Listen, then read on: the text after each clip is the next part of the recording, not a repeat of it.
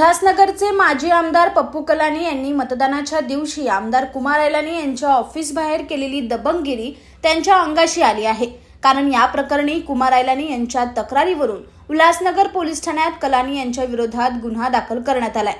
20 November रोजी मतदानाच्या दिवशी पप्पू कलानी हे समर्थकांसह आमदार कुमार ऐलानी यांच्या ऑफिस बाहेर आले। ऑफिसच्या बोर्डावरील पंतप्रधान नरेंद्र मोदी यांचा फोटो झाकला नसल्यानं त्यांचा फोटो काढण्यास कार्यकर्त्यांना सांगितलं।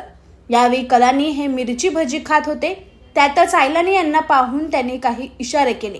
हे पाहून एक महिला कार्यकर्ता त्यांना भिडली, पण कुमार ऐलानी यांनी तिला मागे खेचलं। या प्रकारानंतर कुमार ऐलानी यांनी पोलीस ठाण्यात तक्रार दाखल केली होती। त्याच तक्रारीची दखल घेत अखेर उल्हासनगर पोलिसांनी पप्पू कलानी यांच्या विरोधात गुन्हा दाखल केलाय। मात्र यातले सगळे कलम अदखलपात्र आणि जामीनपात्र असल्यानं त्यांना अटक करण्यात आलेली नसल्याची माहिती पोलिसांनी दिली आहे। Bureau report AB fast news, Ulhasnagar.